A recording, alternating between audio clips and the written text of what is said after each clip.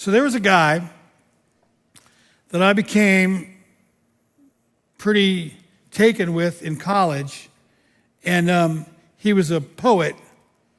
So I was an English major. I don't know. Carol still can't believe that. Like, how in the heck were you a freaking English major? It's like, I know I'm asking the question too. So I'm like thinking, if you go into my bookshelves, I got all kinds of Shakespeare and all this. It's like, I have not read those poems or those plays since I got out of college. That's a fact, But anyway, maybe it helped me, maybe it didn't. So, but somewhere in one of those years, I stumbled onto a guy who was a poet, and his name was Shel Silverstein.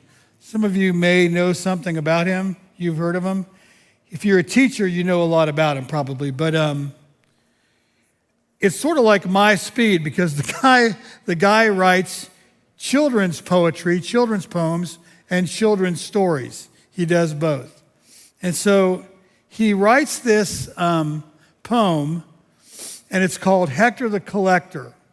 And I really think this poem speaks to the heart of Jesus as clearly as any poem I've probably read, maybe in a long while. So he talks about how Hector the Collector, it says, collected pieces of junk, collected bottle caps and old balls and all kinds of stuff. And he goes, people came to see his collection. And it says, Hector loved his collection with all of his heart, loved everything about it. Loved the way it looked, loved the way it felt, loved the way it smelled, loved it.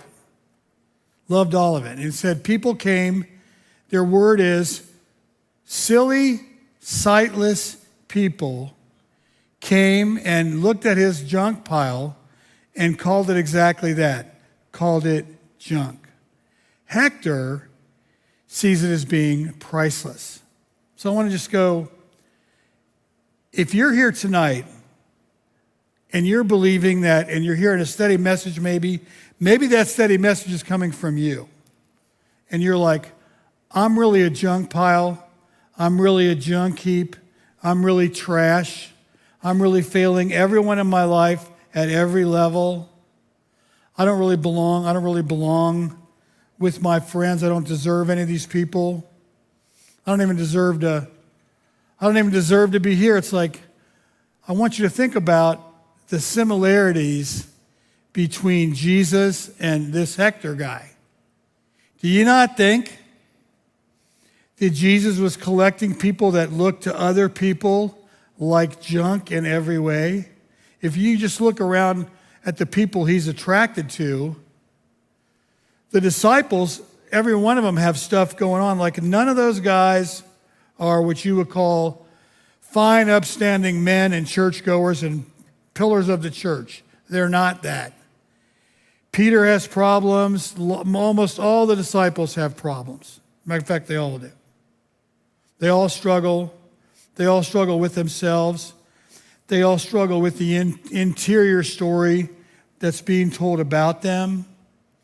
And Jesus goes, here's the thing. We're going to start right now, and I'm just going to start loving you. And I'm going to love you and love you and love you. And eventually, I'm going to offer you this opportunity for some real healing. It's kind of like the Hector story. Well, the stuff we're going to be talking about in this next series, it's got a hotshot name, but it's really not like a hotshot concept. The hotshot name is internal family systems. So long time ago before that, there was a school of thought, a long-term development of this, that talked about family systems and family systems theories. And maybe you've heard about this, maybe you haven't. It's kind of like the loose understanding would be you got the black sheep, you got this person, you got the scapegoat, you got all these people that function that make up a family system. You got the perfect child, you got the winner, you got the perpetual loser. Those people show up in a family system. Sometimes people take on more than one role, but the family dynamic is predicted by those players and how they function within that system. So that's like family systems theory. Pretty good stuff. Sometimes it makes sense, sometimes it doesn't, but internal family system says this, that living inside of your soul and living inside of your heart, there are all kinds of pieces and parts and players that make up who you are and how you're functioning. A lot of those pieces and players and voices really are nothing but unhelpful to you. And we'll talk about that tonight. Like they don't speak well of you. They don't support you. They don't love you. It's kind of like one of the earlier places I heard about this was like the terminology of the inner critic. Have you ever heard of that? Like the inner critic? Like what happens when you have that thing going off in your head that goes, I really shouldn't have done that. I'm really a bad person. I'm always going to make mistakes. I'm never going to amount to anything. I'm always going to be a loser. Always, always, always, always. That's kind of like what the inner critic says. Not going to be able to love somebody. Not going to be able to be a dad. Not going to be an effective dad. Not going to be an effective mom. I'm always going to be a loser mom. I'm always going to be an alcoholic. I'm always going to be an addict. I'm always going to be whatever.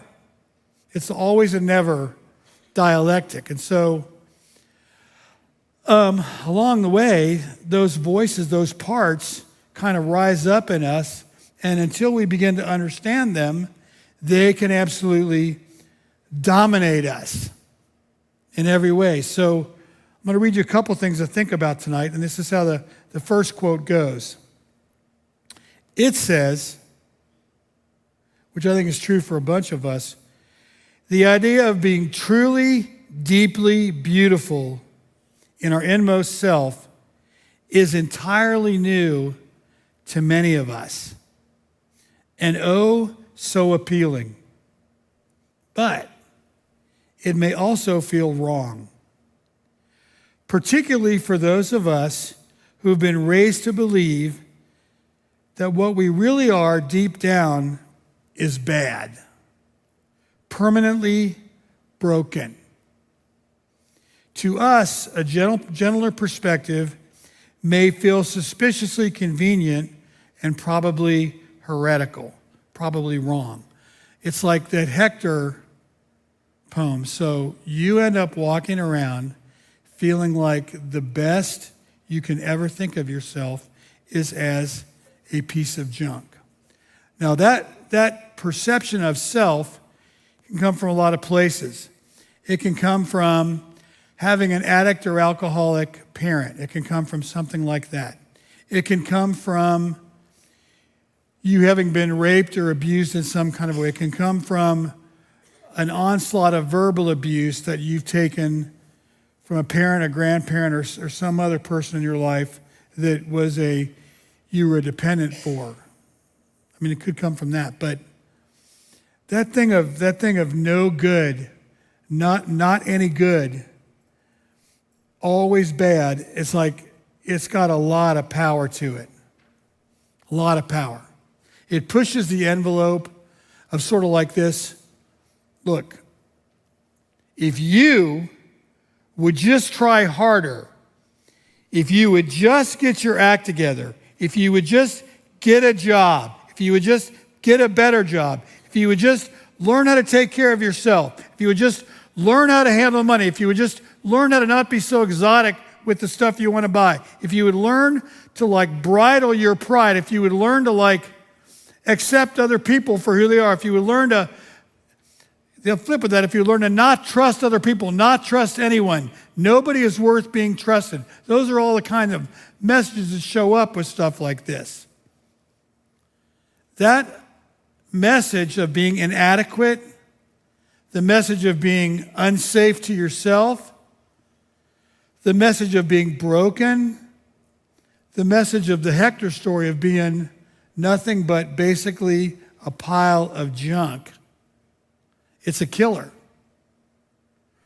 Another quote goes, the try harder message to get out of, I guess, being that junk pile, the try harder message is also a killer.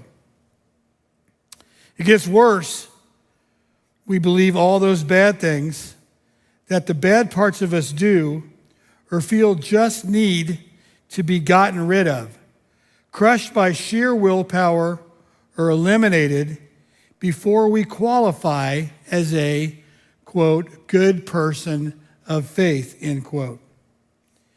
Because sometimes we have this crazy expectation that if we're really living as Christians should, we won't do or feel or say any of that bad stuff. Good Christians don't have thoughts like that. Good Christians don't struggle with stuff like pornography. Good Christians, we can't even say it. We shouldn't even say that word. Good Christians don't struggle with being afraid of life. Good Christians trust God. That's what they do. Good Christians aren't afraid of other people. Good Christians aren't afraid of life itself. Good Christians don't worry about stuff like health and money and all that. They just trust God. That's what good Christians do. They don't feel or experience or think about any of the bad stuff. And what does God say? Quote goes on, I think that God says to our hurt and our pain and our belief that we're in that junk pile and the messy process, I think this is what God says. I think God says, bring it, child. Bring it. I'm right here with you in it.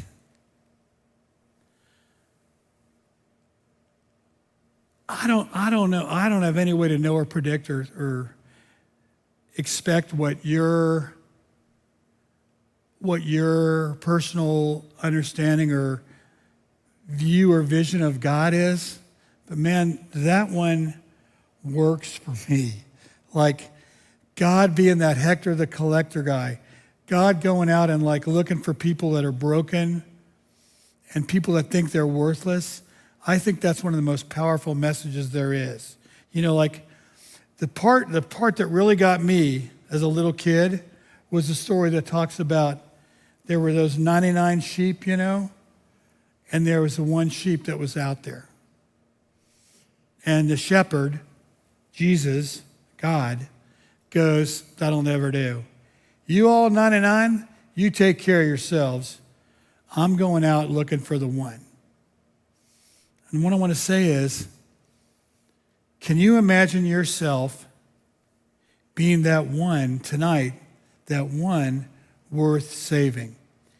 Can you imagine yourself tonight being that one worth looking for? Can you imagine yourself being that one where Jesus goes, you know what, like John is missing. Like I'm going to go find him. Y'all take care of yourselves. You'll be fine. Order a pizza or whatever. And he goes looking just for you, just for you. And when he finds you, he's not exasperated. He's not frustrated. He's not going, where in the heck were you? Why did you wander off like that? Don't you ever do that again. Like that's not in the story. The story says he picks up the little lamb, us. He picks up the little lamb, puts the little lamb on his shoulders, holds his arms close right here, like he's cuddling him, and walks back to where the rest of the sheep are. That's what the shepherd does. That's what the good shepherd does. Like that's a very different view, I think, of what and who Jesus is.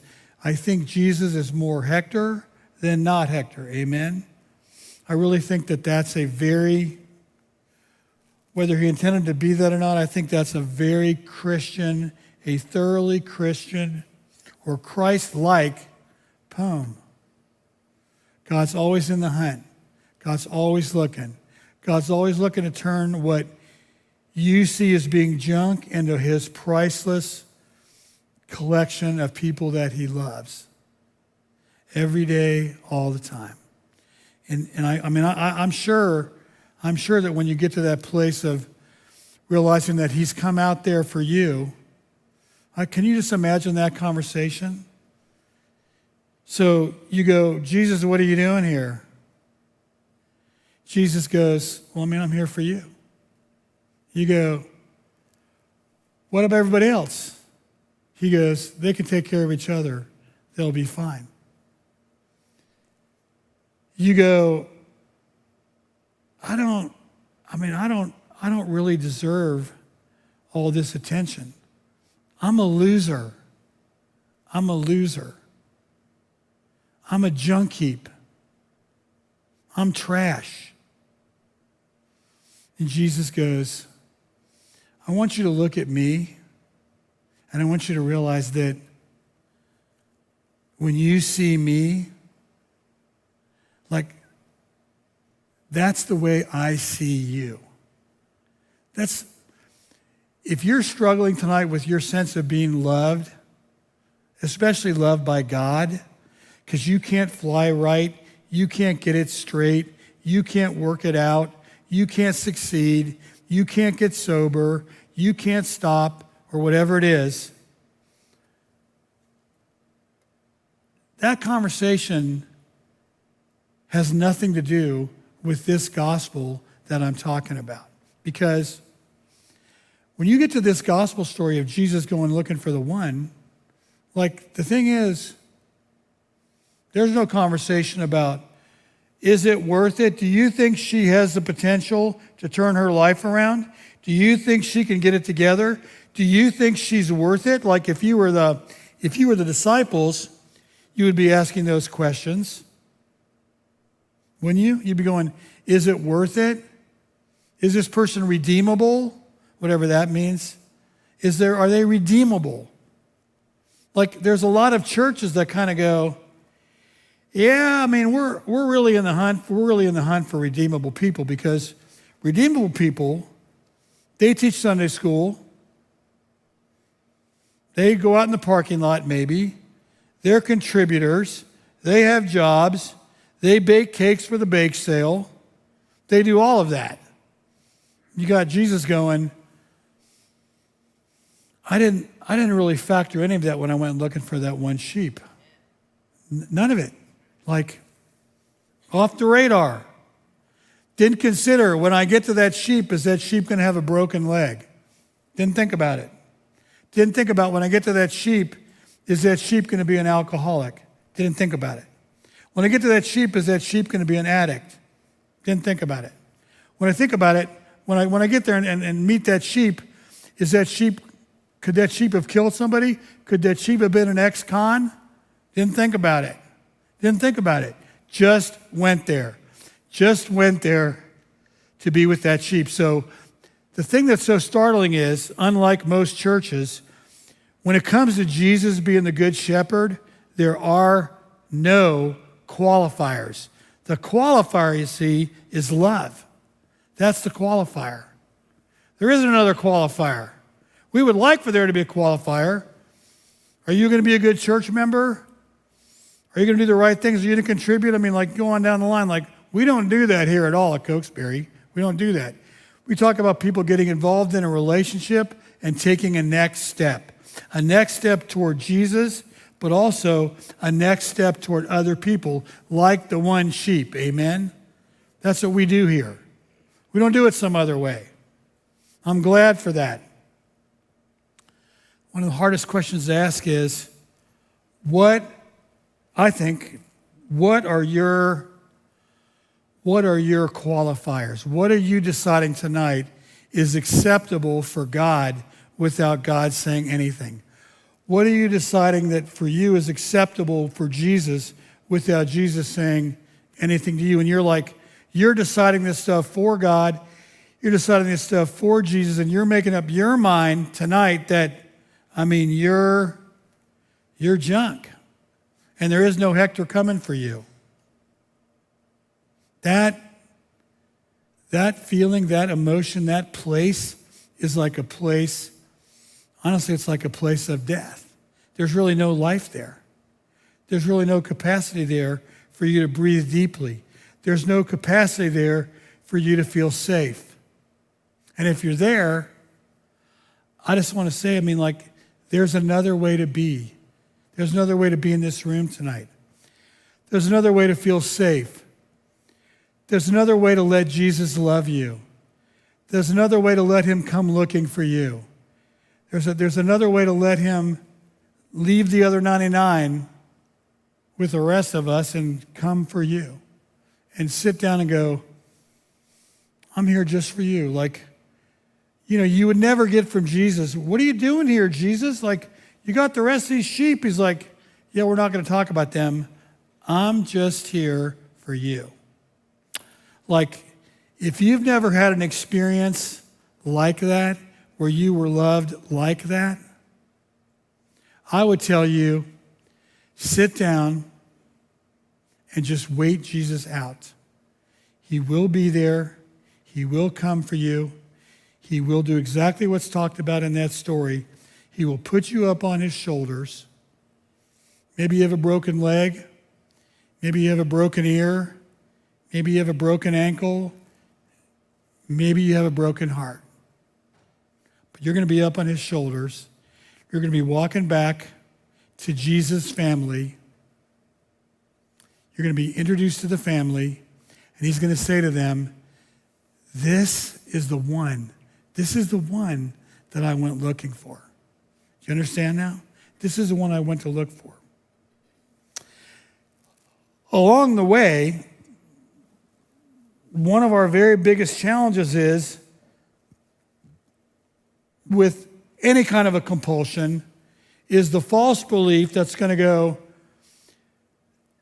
discipline will do it. Just sheer discipline will do it. Well, you got all these other characters going on inside of you, all these other players going on inside of you. Just sheer discipline. If you work hard enough, it'll do it. It'll just do it. It's like the whole, why can't you just stop drinking? Why can't you just stop drugging? Why can't you just stop sleeping with everybody that moves? Why can't you do that? Why can't you just be like me and stop? It's like, well, truth number one, for all of us in this room, it might not be drugs, might not be sex, might not be alcohol, but you know what? There's something in our life, there's 100% something in our life that's challenging us in a lot of ways. And if we're down that path of going, why can't you just? You're basically opting Jesus out of that conversation and relying on yourself. Amen? That's what you're doing. There's a quote that goes like this. It goes, there's this time-honored dictum. It says, just stop it. Stop eating sugar. Stop feeling anxiety. Stop using porn. But you see, when just stopping doesn't happen, the next alternative is often try harder. This one makes so much sense. If you would just try harder, if you would just only eat grapefruit, if you would just pray better, if you would just sell your laptop, you wouldn't be screwed up. And so what do? We try harder. Trying harder makes us want to take on, in every way, the role of God in our life, doesn't it? We're trying to be God to ourselves. Try harder translates, go ahead and try to be in the role of God. It goes on, it goes, and when change still doesn't happen, we suffer terribly from the rest of the message. If you don't stop it, you must be a failure. And if we see we can't stop it, we'll judge you and we'll shame you. As we begin to understand the internal family system stuff and we begin to meet some of the characters in this story, in our life, inside of us, we're going to see a bunch of challenges that are going to do combat with the story we've been writing about ourselves that's basically been living inside of us. Most of us aren't telling anybody about it. Most of us aren't talking about it. Most of us aren't even probably aware of all the characters that are going on inside of us. But there's one takeaway. Instead of deciding to run away from the stuff that represents danger, the sex, drugs, depression, alcohol, sadness, obsessive behavior, whatever, instead of running away from that badness, Jesus says this: you don't got to run because I'm with you. See, Jesus isn't afraid. He's saying, don't be afraid. Why is that? Because I have even defeated death itself. So Jesus is in this room. The more you uncover about those players inside of you, the more the healing is really going to begin.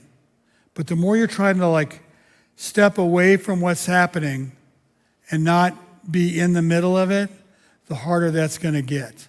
Because what you're doing is you're taking further and further steps away from the opportunity that Jesus could have with you to begin the real healing. Does that make sense? That's what goes on with this family systems that when they're working inside of us. There are lots of characters. There's the manager. We'll learn about the manager. There's the exile. We'll learn about the exile. There's lots of characters. We'll learn about a lot of them along the way in this series. Some of them are going to make immediate sense to you. Some of them you're going to go, man, I can't believe it's been happening my whole life and I wasn't aware of it. That's good. We're all going to be learning this together. We're all going to be learning more about ourselves together. The quest is one simple story.